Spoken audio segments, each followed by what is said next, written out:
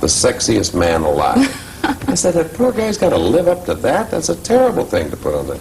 Auf der Leinwand war er der amerikanische Held schlechthin.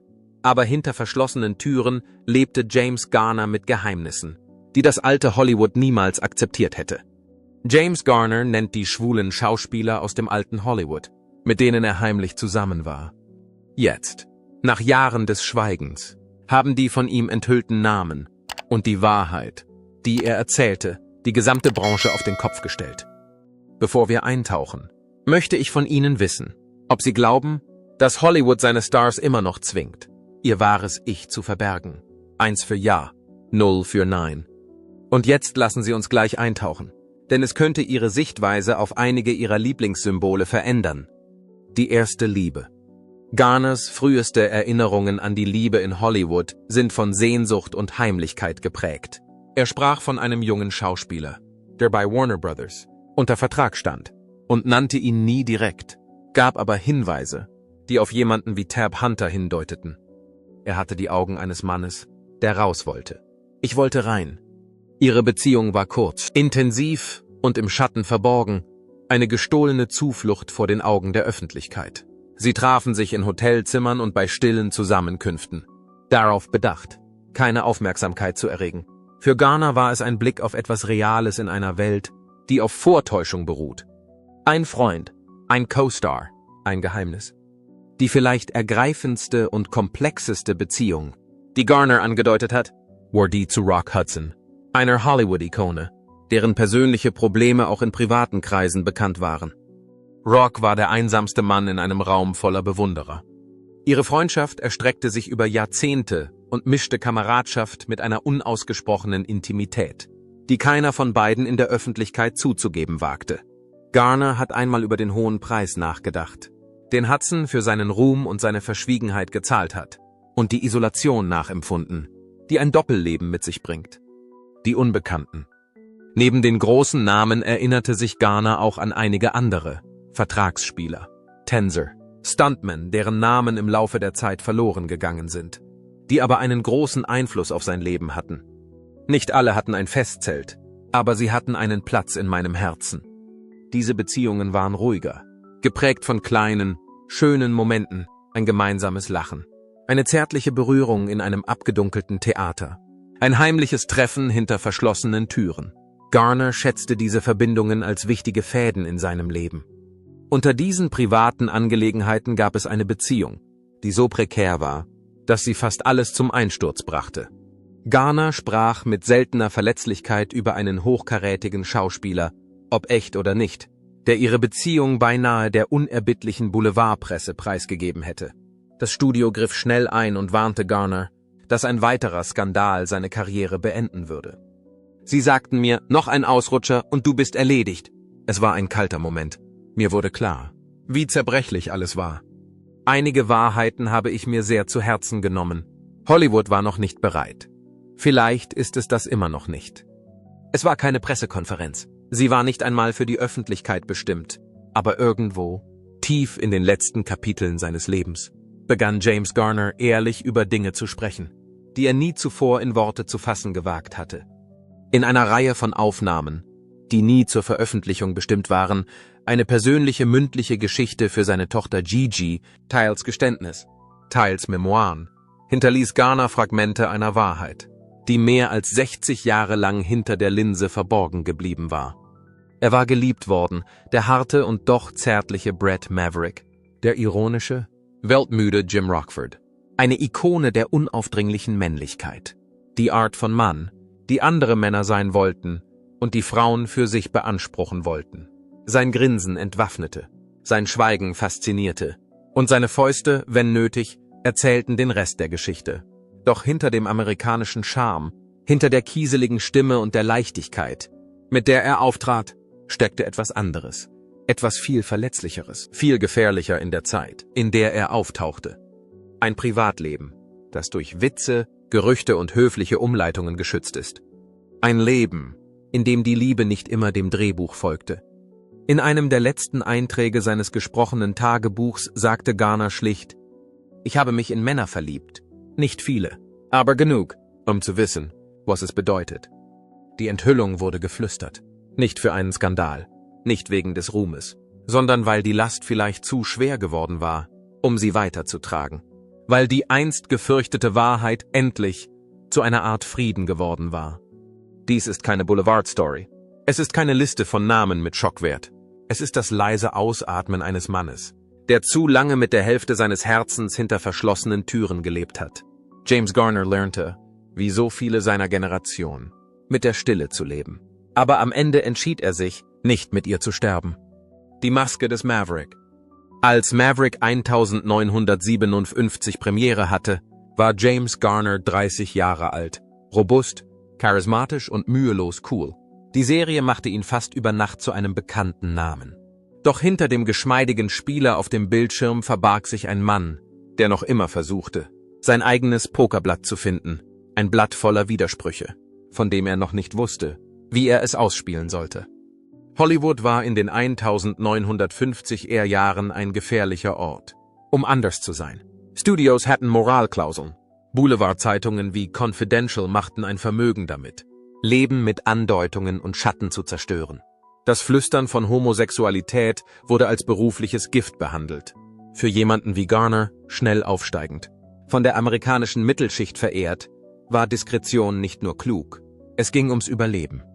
James Garner wusste, wie man schauspielert. Aber noch wichtiger ist, dass er wusste, wie man sich vor aller Augen versteckt. Abseits des Bildschirms bewegte sich Garner in einer Welt der hypermaskulinen Kulissen und Umkleidekabinengeplänkel. Er war bekannt für seine natürliche Leichtigkeit im Umgang mit Männern und Frauen, die Art von Mann, die einen Regisseur verprügeln konnte und trotzdem am nächsten Tag zum Essen eingeladen wurde. Aber was die meisten nicht wussten, war, dass Garner selbst in diesen Räumen genau darauf achtete, was er sagte. Er beobachtete, wie lange seine Augen verweilten.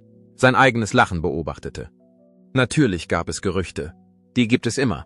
Hollywood war eine kleine Stadt mit seidenen Vorhängen und die wahren Geschichten schwammen immer unter der Oberfläche. Garner wurde in den Fanmagazinen einst mit Natalie Wood, Doris Day und sogar Grace Kelly in Verbindung gebracht. Die Wahrheit ist, dass er viele von ihnen anbetete. Aber sein Herz brannte nicht immer in der erwarteten Richtung. In einer seltenen persönlichen Notiz am Rande eines Buches, das später unter seinen Habseligkeiten gefunden wurde, schrieb er: Sie denken, ich sei ein Frauenheld. Was Sie nicht wissen, ist, wie sehr ich mich in jemanden verliebt habe, der niemals neben mir über einen roten Teppich laufen könnte. Im Los Angeles der 1950er Jahre gab es Orte, an denen Männer wie Garner aufatmen konnten, für ein paar Stunden, ein paar Nächte. Privatwohnungen in den Hills, Bars, die als Jazzlounges getarnt waren, nach Feierabend. Lagerfeuer am Strand in der Nähe von Malibu, wohin die Agenten nicht zu folgen wagten. Bei einer dieser Zusammenkünfte, irgendwann im Jahr 1958, lernte Garner eine seiner ersten heimlichen Lieben kennen, einen aufstrebenden Schauspieler, dessen Name noch immer geachtet, aber in diesem Zusammenhang nur selten genannt wird. Der Mann, bereits bei einem großen Studio unter Vertrag, hatte ein jungenhaftes Gesicht und gequälte Augen. Ihre Romanze war von kurzer Dauer, aber intensiv. Garner würde später sagen, wir wussten, dass es nicht von Dauer sein würde, aber eine Zeit lang war es so, als ob wir in Farbe existierten, während der Rest der Welt in Schwarz-Weiß blieb. Diese Art von Verbindung, leidenschaftlich, aber im Verborgenen, prägte viele von Garners bedeutendsten Beziehungen. Er war zurückhaltend, sogar mit Freunden, nur wenige Vertraute. Darunter ein diskreter Drehbuchautor und ein Regieassistent, kannten die ganze Wahrheit. Einer von ihnen würde später sagen, Jim hat nie mit etwas geprahlt, aber er liebte sehr. Und einmal, nach ein paar Drinks, sagte er zu mir, manchmal wünschte ich, ich wäre eine Generation später geboren worden. Vielleicht hätte ich dann nicht so viel lügen müssen. Das Rockford-Bekenntnis. Als die Serie The Rockford Files 1974 erstmals ausgestrahlt wurde, war James Garner nicht mehr der aufstrebende Star, sondern ein erfahrener Veteran. Der schicke Anzugträger von Maverick hatte sich zu Jim Rockford entwickelt, einem weltmüden Privatdetektiv, der keine Waffe trug und oft mehr verprügelt wurde, als er Kämpfe gewann. Es war in vielerlei Hinsicht Garners ehrlichste Rolle und diejenige, die dem wahren Mann am nächsten kam. Doch selbst als das Publikum diese sanftere, bodenständigere Version eines TV-Helden annahm, hatte Garner weiterhin ein Gewicht, das die Kameras nicht sehen konnten. Er war jetzt Mitte 40, eine vertrauenswürdige Figur in Hollywood, bewundert von seinen Schauspielkollegen und respektiert von den Regisseuren. Doch hinter seinem Selbstbewusstsein verbargen sich jahrzehntelange Geheimnisse. Was damals nur wenige wussten, War, wie sehr The Rockford Files Garners Innenleben widerspiegelte. Die Serie war sehr persönlich. Jim Rockford lebte allein. Er hatte Freunde, aber keine feste Partnerin. Er war freundlich, witzig und entwaffnend ehrlich. Und doch schien er ständig etwas für sich zu behalten. In einer Szene aus Staffel 3 wird Rockford gefragt, ob er jemals wirklich verliebt gewesen sei. Seine Antwort? Einmal. Hat nicht geklappt. Falsche Zeit. Falsche Welt. Garner hat diese Zeile selbst umgeschrieben. Sie war nicht im Originaldrehbuch enthalten. Diejenigen, die der Serie am nächsten standen, wussten, dass sie aus einer sehr realen Situation stammte. Ein langjähriger Produktionsassistent erinnerte sich, er hat nicht darüber gesprochen, aber man konnte es spüren. Wenn er Liebesszenen mit Frauen drehte, war er professionell, aber distanziert. Aber einmal, nach einer Aufnahme, stand er einen Moment lang still da und sagte zu niemandem, es gibt da jemanden, den ich mal so gehalten habe, aber ich habe ihn seit 20 Jahren nicht mehr gesehen. In den Jahren in Rockford hatte Garner die jugendlichen Jahre der heimlichen Romantik bereits hinter sich gelassen. Er war jetzt ruhiger, weniger abenteuerlustig, mehr beschützend. Dennoch gab es eine Person, die fast 3 Jahrzehnte lang sporadisch in seinem Leben auftauchte. Der Mann war kein Schauspieler. Er war ein Produzent, intelligent, privat und mit einer Frau verheiratet, die nur zum Schein da war. Ihre Beziehung erstreckte sich über Jahre, meist in Form von langen Telefonaten, ruhigen Abendessen in Palm Springs und seltenen Ausflügen nach Mexiko unter falschem Namen. Garner hat die Identität des Mannes nie öffentlich bestätigt. Das brauchte er auch nicht.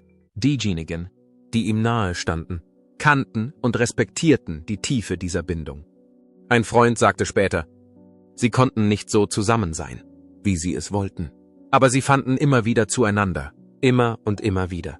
Manchmal braucht die Liebe kein Scheinwerferlicht. Selbst im freieren Klima der 1970 Jahre konnte ein Outing als schwul oder bisexuell in Hollywood eine Karriere über Nacht beenden. Besonders für jemanden, der sein Image auf heterosexuellem Charme aufgebaut hatte. Garner war sich dessen sehr bewusst. Er sah, was mit anderen Schauspielern geschah, die geoutet oder erwischt worden waren. Einige kamen auf die schwarze Liste. Andere starben jung, unter mysteriösen Umständen oder durch Selbstmord. Die Angst war real und Garner, der mit Entbehrungen und Verlusten aufgewachsen war, wusste, wie er das, was ihm wichtig war, schützen konnte, auch wenn das bedeutete, dass er sich nie ganz zu erkennen gab. Aber er hat Brotkrümel hinterlassen. In Interviews deutete er gelegentlich die Komplexität seiner Sehnsüchte an. In einem besonders verschleierten Moment sagte er zu einem Journalisten, die Liebe sieht nicht immer so aus, wie die Welt es erwartet. Aber sie ist trotzdem Liebe. Doris, Loyalität und die andere Art der Liebe.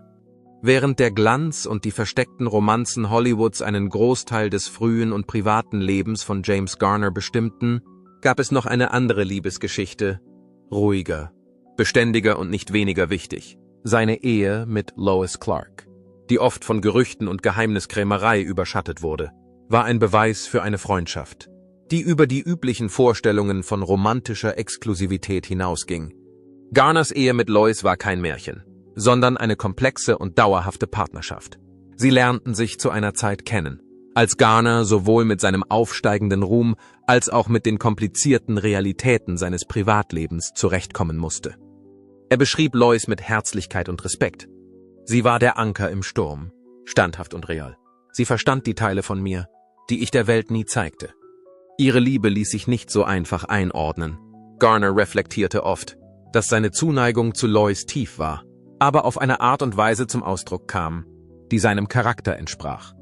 Ich habe sie auf meine Weise geliebt, gab er zu. Es ging nicht um große Erklärungen oder darum, in die erwartete Form zu passen. Es ging darum, da zu sein, Tag für Tag. Diese Liebe beruhte auf Loyalität, Kameradschaft und gegenseitigem Respekt. Eine andere Art von Liebe als die heimlichen Romanzen seiner Jugend, aber nicht weniger bedeutsam. Viele fragten sich, ob Lois von Garners privaten Affären wusste, von den Liebesgeschichten, die er sorgfältig vor der Öffentlichkeit verborgen hielt. Garners eigene Worte lassen auf ein stillschweigendes Verständnis schließen. Sie wusste genug, um nicht zu fragen. Dies war kein Verrat, sondern eine unausgesprochene Vereinbarung, ein empfindliches Gleichgewicht, das ihre Ehe überleben ließ. Lois' stille Stärke bot Garner eine Zuflucht, einen Ort, an dem er einfach er selbst sein konnte, ohne sich verstellen zu müssen. Ihre Beziehung beruhte auf mehr als nur Romantik. Es ging um Loyalität, trotz des unbarmherzigen Drucks in Hollywood, der Einsamkeit des Ruhms und der Herausforderungen der persönlichen Identität. Garner schrieb Lois zu, dass sie ihm die Freiheit gab, auf seine eigene Weise wahrhaftig zu leben, ohne die Zwänge gesellschaftlicher Erwartungen. Was we're hatten war selten eine Verbindung, die nicht in ein Bilderbuch passen musste. Bedauern, Frieden und Erinnerung. In der Dämmerung seiner Jahre dachte James Garner über eine veränderte Welt nach. Eine Welt, die er in seiner Jugend nur bruchstückhaft gesehen hatte. Das Älterwerden bringt nicht nur das Gewicht der Erinnerungen mit sich, sondern auch eine durch Zeit und Wandel geschärfte Perspektive. Garner wurde Zeuge eines seismischen Wandels im Verständnis der Gesellschaft von Liebe und Identität. Die Legalisierung der Homo-Ehe, die zu seinen Glanzzeiten in Hollywood noch undenkbar war, symbolisierte einen hart erkämpften Fortschritt. Als ich jünger war, konnte schon der Satz, ich liebe ihn, eine Karriere ruinieren, gab er leise zu. Jetzt werden diese Worte frei ausgesprochen. Und das ist eine schöne Sache. Die Namen der Liebenden, die er einst hinter verschlossenen Türen gehalten hatte, die Schauspieler, die er im Stillen geschätzt hatte, konnten endlich offen ausgesprochen werden, ihre Geschichten ohne Angst und Scham erzählt werden. Doch mit dem Frieden kam auch ein Hauch von Traurigkeit. Garner dachte oft über das Leben nach. Das hätte sein können, wenn die Welt freundlicher und verständnisvoller gewesen wäre. Ich frage mich, was wir hätten haben können, wenn die Welt freundlicher gewesen wäre, überlegte er. Hätten wir nicht im Schatten gelebt, wären die Dinge vielleicht anders gelaufen. Diese ebenso persönliche wie universelle Frage unterstreicht die lebenslange Spannung zwischen Begehren und Verweigerung, Liebe und Geheimhaltung. Doch trotz seines Bedauerns nahm Garner seine Vergangenheit mit Mitgefühl auf, für sich selbst und für die Zeit, in der er sich bewegt hatte. Das Leben war nie perfekt, dachte er. Es war chaotisch, kompliziert, aber es war meins. Diese Akzeptanz bedeutete ein letztes Kapitel des Friedens. Eine Bereitschaft, die Illusionen fallen zu lassen und einfach als ein Mann in Erinnerung zu bleiben, der so ehrlich lebte, wie er es wagte.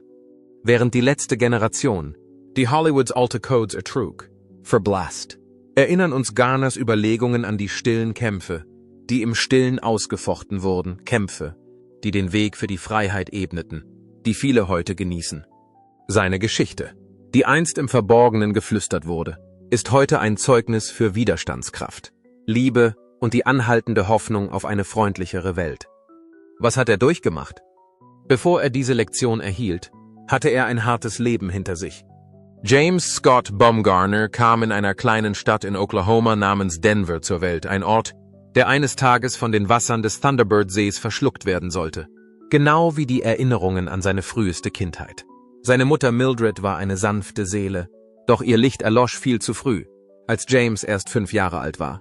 Dieser Verlust war der erste Bruch in einer zerbrechlichen Familie, und das Echo ihrer Abwesenheit verfolgte ihn in den folgenden Jahren. Nach dem Tod ihrer Mutter wurden James und seine beiden älteren Brüder, Jack und Charles, aus ihrem gewohnten Umfeld gerissen und zu Verwandten in der ganzen Region geschickt. Das warme Zuhause, das sie einst gekannt hatten, war nur noch eine ferne Erinnerung und wurde durch eine schmerzhafte Leere ersetzt, die kein Kind ertragen sollte. Die Brüder klammerten sich aneinander, so gut sie konnten, aber die Welt um sie herum fühlte sich kalt und unsicher an. 1934 keimte ein zarter Hoffnungsschimmer auf, als ihr Vater wieder heiratete. Aber das Leben war auch in diesem neuen Kapitel nicht besser. Weldons Ehen, viele von ihnen, brachten keinen Trost, sondern nur Aufruhr. Eine Stiefmutter, Wilma, wurde zu einem Schatten der Grausamkeit und Angst in ihrem Leben. Sie war eine Frau, deren Wut und Härte tiefere Narben hinterließ, als irgendjemand sehen konnte. James erinnerte sich später daran, wie sie ihn mit Demütigungen bestrafte, die seinen Geist zermalmten, indem sie einen kleinen Jungen zwang, in der Öffentlichkeit ein Kleid zu tragen, was seine Identität verhöhnte. Die Demütigung war unerträglich. Aber in diesem jungen Herzen, das unter dem Schmerz begraben war, wuchs ein heftiger Überlebensinstinkt. Mit nur 14 Jahren wurde James bis zum Äußersten getrieben. In einem Akt verzweifelter Selbstverteidigung schlug er zurück, schlug Wilma zu Boden und hielt sie davon ab, ihn erneut zu schlagen. Dieser Moment markierte einen Wendepunkt, nicht nur in ihrem zerrütteten Haushalt, sondern auch in James selbst. Wilma verließ die Familie für immer, ein Geist, der ihre Vergangenheit, aber nicht mehr ihre Gegenwart heimsuchen sollte. Jahre später würde sein Bruder Jack einfach sagen, sie war eine verdammte, nichtsnutzige Frau. Aber für James waren die Wunden, die sie ihm zugefügt hatte, alles andere als einfach. Trotz dieser frühen Nöte hatte James eine rebellische Ader. Er bezeichnete sich selbst als bösen Jungen, als jemanden, der Schwierigkeiten aus dem Weg ging, aber irgendwie nie erwischt wurde. Es war eine Überlebensstrategie, den Kopf einziehen, wenn er konnte, und sich wehren, wenn er musste. Das Leben verlangte Härte, und James lernte früh, mit seinen scharfen Kanten umzugehen. Doch inmitten des Chaos tauchte ein zartes Licht auf, als ihr Vater Grace heiratete. Eine Frau, die James mit einer Tiefe liebte, die nur wenige verstehen konnten. Er nannte sie Mama Grace, und sie wurde zu der Mutter, nach der er sich immer gesehnt hatte. Eine beständige Präsenz in einem Leben, das zu oft unbeständig war. Doch die Risse in der Familie waren noch lange nicht verheilt. Nach dem Scheitern der Ehe mit Wilma zog Weldon nach Los Angeles und ließ James und seine Brüder in Norman, Oklahoma, zurück. James irrte umher, arbeitete in verschiedenen Jobs, die er verachtete, und versuchte, einen Platz zu finden, an den er gehörte. Mit 16 Jahren, verzweifelt auf der Suche nach einem Ausweg und einem Ziel, meldete er sich bei der US Handelsmarine während der letzten Tage des Zweiten Weltkriegs. Die See versprach Abenteuer und Kameradschaft, aber stattdessen brachte sie Qualen mit sich. Unerbittliche Seekrankheit, die jeden Tag zu einem Kampf machte. Nach einem Jahr verließ er die Marine, besiegt von seinem eigenen Körper, aber nicht gebrochen in seinem Geist. Als er 1945 seinem Vater nach Los Angeles folgte, wurde James an der Hollywood High School eingeschrieben. Dort brachten ihm sein natürlicher Charme und sein leichtes Lächeln den Titel des beliebtesten Schülers ein. Für kurze Zeit tauchte er in die Welt des Modelns ein und wurde das Gesicht von Janssen Bademoden. Er wurde gut bezahlt, $25 pro Stunde, ein Vermögen für einen jungen Mann mit bescheidenen Mitteln. Aber die Arbeit fühlte sich hohl an. Die Kamera fing nur die Oberfläche ein, nie die Komplexität, die darunter lag. James hasste das Modeln und gab es bald auf, um mit einem ruhelosen Herzen nach Norman zurückzukehren. Zu Hause wurde der Sport zu einer Zuflucht. Fußball, Basketball, Leichtathletik und Golf gaben ihm etwas Greifbares, an dem er sich festhalten konnte. Etwas, mit dem er seinen Wert jenseits der Schatten seiner Vergangenheit beweisen konnte. Doch das Klassenzimmer nahm ihn nicht auf. Der Unterricht konnte ihn nicht inspirieren. Und in seinem letzten Schuljahr traf James die schwierige Entscheidung, die Schule abzubrechen. In einem stillen Akt des Trotzes und der Selbstakzeptanz gab er Jahre später zu: Ich war ein schlechter Schüler. Ich habe die Highschool nie wirklich abgeschlossen. Aber das Leben hatte noch mehr Lektionen auf Lager. Während seiner Zeit in der Armee sollte James sein Diplom machen.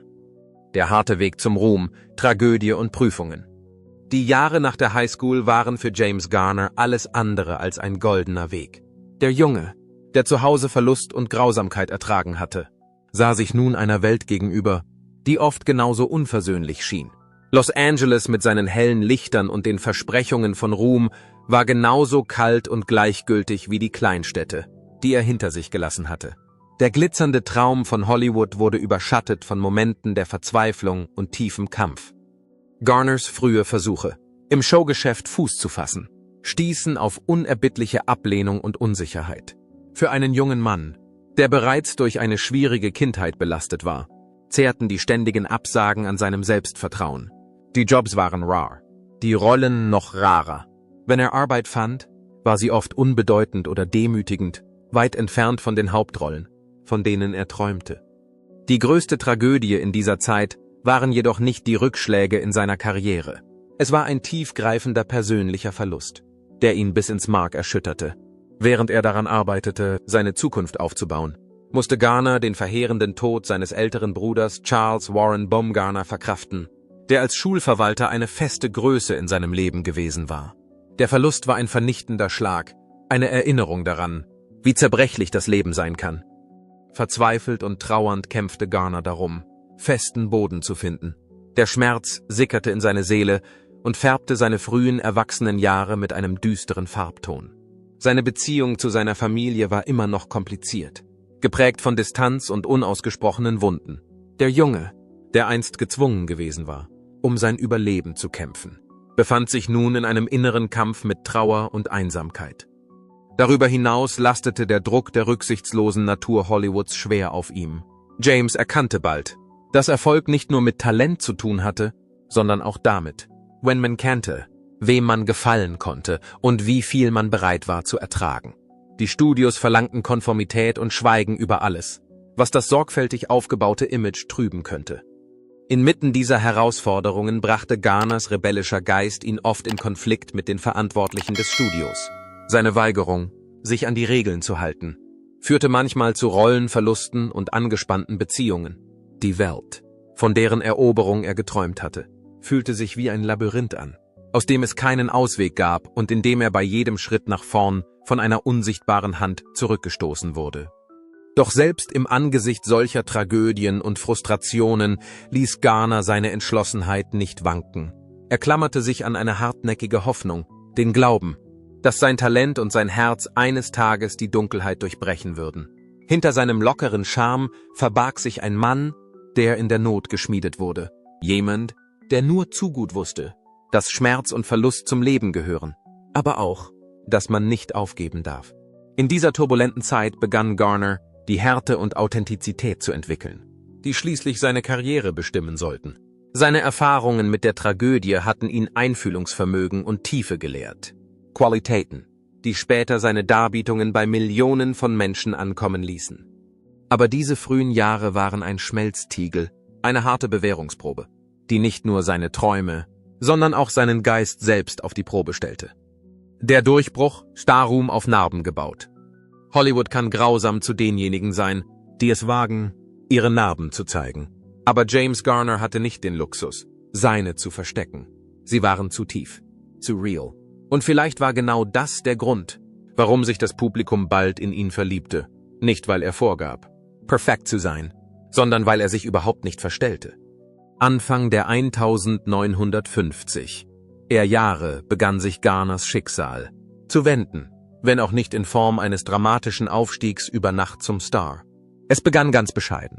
Er arbeitete wieder in Gelegenheitsjobs, als eine zufällige Begegnung an einem Strand sein Leben in eine neue Richtung lenkte. An diesem Strand in Malibu lernte er den Schauspieler Paul Gregory kennen, der sein Mentor und Fürsprecher werden sollte. Gregory sah etwas in James, etwas Rohes, Ungeformtes, aber unbestreitbar Magnetisches. Dennoch zögerte Garner. Die Vorstellung, unter den blendenden Lichtern der Bühne zu stehen, gefiel dem schüchternen Jungen aus Oklahoma, der seine eigene Kindheit kaum überlebt hatte, nicht. Doch Gregory überzeugte ihn, für eine kleine Rolle in einer Tourneeproduktion von The Caine Mutiny Court Martial vorzusprechen. Es war eine Rolle mit wenig Text, aber Garners stille Stärke stach hervor. Diese Stärke stammte aus einer Quelle echten Lebensschmerzes. Er musste nicht vorgeben, stoisch zu sein. Er war es. Er musste seine innere Qual nicht vortäuschen. Sie lebte in ihm. Seine Authentizität war nicht zu übersehen. Das Publikum reagierte. Die Kritiker haben es bemerkt. Und das taten auch die Filmstudios. Fernsehproduzenten bei Warner Brothers wagten sich an ihn heran und besetzten ihn in verschiedenen Projekten, die langsam seinen Ruf begründeten. Dan. 1957 kam die Rolle, die die ersten Jahre seiner Karriere bestimmen sollte. Bret Maverick, der charmante, widerspenstige Held der Western-Serie Maverick. Maverick war ein Mann, der die Gefahr mit einem Lächeln überlisten und Ärger mit einem Achselzucken aus dem Weg gehen konnte. Aber hinter diesem Charme steckte ein Überlebenskünstler. Und vielleicht funktionierte es so gut, weil Garner nicht wirklich schauspielerte. Maverick war die gefilterte Version seines wahren Ichs. Ein Mann, der durch die Hölle gegangen war und gelernt hatte, Humor wie eine Rüstung zu tragen. Doch der Erfolg löschte die Vergangenheit nicht aus. Garner wurde von den Traumata heimgesucht, die er erlitten hatte. Der frühe Tod seiner Mutter, der Missbrauch durch seine Stiefmutter. Die Jahre der bitteren Armut und der Ablehnung. Er fühlte sich oft wie ein Hochstapler, unsicher, ob er wirklich zu den glitzernden Stars von Hollywood gehörte. Selbst als Maverick ihn zu einem bekannten Namen machte, kämpfte Garner mit Ängsten und einem wachsenden Misstrauen gegenüber der Unterhaltungsmaschinerie, die ihn nun vereinnahmte. Und es standen noch weitere Kämpfe an. Trotz der Popularität von Maverick war Garners Beziehung zu Warner Bros. Zunehmend angespannt. Das Studio überlastete ihn, verweigerte eine angemessene Vergütung und missachtete sein Wohlbefinden. Er wehrte sich etwas, das Schauspieler in dieser Zeit selten taten, und verklagte das Studio schließlich. Und gewann. Es war ein außergewöhnlicher Akt des Trotzes, der ihm Respekt einbrachte, aber auch Warnungen einflüsterte: Leg dich nicht mit dem System an. Aber Garner hatte nie Angst, allein zu stehen. Er hatte es sein ganzes Leben lang getan. In den 1960er und 70er Jahren wechselte er mit bemerkenswerter Anmut zum Film. In The Great Escape, The Americanization of Emily, und später in Murphys Romance zeigte er eine seltene Bandbreite, hart und doch zart, witzig und doch geerdet. Kritiker bemerkten oft, dass er ein einfacher Mann war. Aber diese Einfachheit war eine Maske. Die Wahrheit war vielschichtiger. Hinter der Kamera litt Garner im Stillen unter chronischen Schmerzen, die durch Verletzungen bei Stunts hervorgerufen wurden. Der körperliche Tribut, den die Rollen, die er übernahm, forderten. Oft bestand er darauf. Seine Stunts selbst zu machen, wurde zu einer stillen Qual. Er kämpfte mit Geschwüren, Rückenverletzungen und musste sich sogar mehreren Operationen unterziehen. Und trotzdem tauchte er auf. Trotzdem lächelte er. Er ertrug es schweigend, wie er es immer getan hatte. Die Jahre der Dämmerung, Schatten und weiches Licht. Der Beifall war verstummt. Die Drehbücher kamen nicht mehr. Und die hellen Lichter der Studiosets verschwanden hinter ihm. Für die meisten Stars fühlt sich diese Stille wie ein Verlust an. Für James Garner war es so etwas wie Frieden. In seinen letzten Jahren musste Garner nur noch er selbst sein. Er war nicht mehr der widerspenstige Cowboy, der charmante Betrüger oder der entwaffnende Detektiv, sondern ein Mann, der Epochen, Verluste, Krieg, Prozesse und Liebe erlebt hatte. Ein Mann mit einem Hinken, einem Lachen und einem Herzen voller Erinnerungen. Sein Körper trug den Preis für ein Leben als Held. Rückenoperationen, künstliche Kniegelenke und ein schwerer Schlaganfall im Jahr 2008 haben ihn langsamer, ruhiger und manchmal frustriert gemacht. Ich habe keine Schmerzen, sagte er in einem Interview trocken. Es sei denn, ich bin wach. Aber er beklagte sich nur selten. Der Schmerz war ein lebenslanger Begleiter. Er passte lediglich seine Haltung an und machte weiter. Er blieb seiner Frau Lois Clark treu, die ihm seit fast 6 Jahrzehnten zur Seite stand. Ihre Ehe, die oft auf die Probe gestellt wurde und manchmal unkonventionell war, hatte Stürmen getrotzt, die andere zum Kentern gebracht hätten. Sie lebten zurückgezogen in Los Angeles, abseits des Trubels von Hollywood. Er war vernarrt in ihre Tochter Gigi und sprach oft von ihr mit einer Sanftheit, die der Ruhm nie zu zerstören vermochte. Und doch passte die Einsamkeit zu ihm. Er war schon immer eher introvertiert als ein Idol gewesen. In seinem Garten, mit seinen Hunden oder in seinem Lieblingssessel, in dem alte Western im Fernsehen liefen, fand Garner endlich den Raum, um nachzudenken und zu fühlen. Diese Gedanken, auch wenn er sie nur spärlich teilte, schweiften oft zurück an den Jungen, der seine Mutter zu früh verlor, an die Kämpfe mit den Studios, an Freundschaften, die im Geheimen geschmiedet wurden und an der Angst zerbrachen. In Interviews und in seinen 2011 erschienenen Memoiren The Garner Files öffnete er Fenster, die er lange geschlossen gehalten hatte. Ich habe ein gutes Leben gehabt. Nicht einfach, aber gut. Ich habe hart gearbeitet. Ich habe versucht, es den Menschen recht zu machen. Ich habe geliebt. Ich habe verloren. Ich habe weitergemacht. Er sah sich in einer Welt um, die sich verändert hatte. Das alte Studiosystem, das Geheimhaltung verlangte und die Wahrheit dem Image opferte, war zusammengebrochen. Schwule Schauspieler mussten sich nicht mehr verstecken. Eheschließungen zwischen Rassen lösten keine Skandale mehr aus. Und Veteranen, wie er selbst, konnten offen über Traumata und Trauer sprechen. Manchmal fragte er sich laut, was wohl möglich gewesen wäre, wenn er später geboren worden wäre, wenn Männer wie er frei hätten lieben können, wenn andere nicht im Verborgenen leben müssten. Es gab Namen, die ich nicht aussprechen konnte, murmelte er einmal zu einem Freund, aber ich erinnere mich an jeden einzelnen von ihnen. In den letzten Jahren seines Lebens besuchte Garner keine Premieren oder Veranstaltungen mehr. Er bevorzugte seinen Sessel am Fenster, einen kalten Drink und alte Freunde, die ihn anriefen. Mit den wenigen, die ihm über die Jahrzehnte treu geblieben waren, blieb er in Kontakt. Er verstarb im Juli 2014 im Alter von 86 Jahren in dem Haus, das er seit langem zu seinem Zuhause gemacht hatte. Es gab keine Fanfare, nur eine kurze Ankündigung und dann Stille. Aber die Welt hat es bemerkt. Tributes strömten herbei, nicht von den lautesten Köpfen der Branche, sondern von den aufrichtigsten, von Schauspielern, die zu ihm aufgeschaut hatten, von Fans, die sich in seiner Ehrlichkeit wiedererkannt hatten, von Veteranen, die sich verstanden fühlten, und von LGBTQ-Personen, die lange über die stille Wahrheit hinter dem Lächeln spekuliert hatten. Er hatte es nie nötig, laut zu sein. Seine Authentizität hatte immer ausgereicht. Der Mann hinter dem Mythos. Wenn sich die Geschichte von James Garner jenseits der Leinwand und der geflüsterten Geheimnisse entfaltet, wird klar, dass sein Vermächtnis weitaus komplexer ist als die Rollen, die er spielte, oder die Hollywood-Persönlichkeit, die er verkörperte. Wenn man sein Leben Revue passieren lässt, wird das wahre Ausmaß des Mannes deutlich. Eine Figur, die im Stillen die Normen seiner Zeit herausforderte und trotz der Kosten authentisch lebte. Garners Karriere war von einem alltäglichen Charme und einer unverfälschten Aufrichtigkeit geprägt, die ihn bei Millionen Menschen beliebt machten. Doch hinter diesem Charisma verbarg sich ein Mann, der sich den starren Erwartungen Hollywoods widersetzte, insbesondere in Bezug auf Identität und persönliche Wahrheit. Seine diskreten, aber wirkungsvollen Beziehungen zu Schauspielerkollegen, von denen viele in einer Ära der Intoleranz verschlossen waren, zeigen eine Seite von Garner, die auf ihre eigene Weise mutig war. Nicht wegen der öffentlichen Auflehnung, sondern weil er ehrlich in einer Welt lebte, die Schweigen verlangte. Ich habe nicht versucht, ein Held zu sein, dachte er einmal.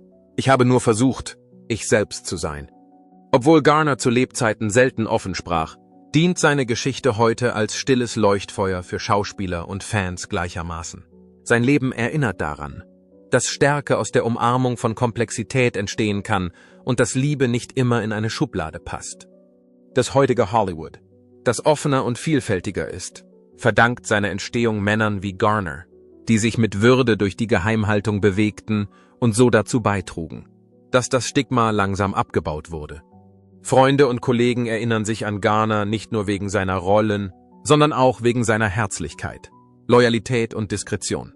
Er war ein Mann, der die Privatsphäre schätzte, aber nie sein Mitgefühl verbarg. Er lebte mit Integrität, sagte ein enger Freund, auch wenn die Welt ihn nicht ganz verstanden hat. Dieses Vermächtnis an stiller Würde ist vielleicht sein größtes Geschenk, ein Beispiel dafür, wie man wahrhaftig lebt, auch wenn die Welt etwas anderes verlangt. Die größte Offenbarung von James Garner sind vielleicht nicht die Namen, die er flüsterte, oder die Geheimnisse, die er für sich behielt, sondern der Mut, den es brauchte, um überhaupt einen Teil von sich preiszugeben. Sein Leben, ein heikler Tanz zwischen Illusion und Realität, erinnert uns daran, dass sich hinter jedem öffentlichen Bild eine tiefere menschliche Geschichte verbirgt. Eine Geschichte, die es verdient, mit Empathie, Respekt und Ehrlichkeit erzählt zu werden. James Garner suchte nie die Kontroverse. Er suchte Würde, Verbundenheit und Liebe in einer Zeit, in der nichts davon sicher war. Was er enthüllte, war mehr als nur Namen. Es war eine Botschaft. Selbst Legenden mussten verbergen, wer sie waren. Glauben Sie, dass das heutige Hollywood einen Star wie Garner immer noch zum Schweigen bringen würde, wenn er mit dieser Wahrheit herauskäme? Teilen Sie uns Ihre Meinung mit, wir lesen jeden Kommentar. Wenn Sie diese Geschichte bewegt hat, wenn Sie glauben, dass es an der Zeit ist, dass die Welt die Wahrheit hört, dann mögen Sie dieses Video, teilen Sie es mit jemandem, der es hören muss. Und abonnieren Sie es, damit weitere mutige Stimmen aus der Vergangenheit endlich gehört werden.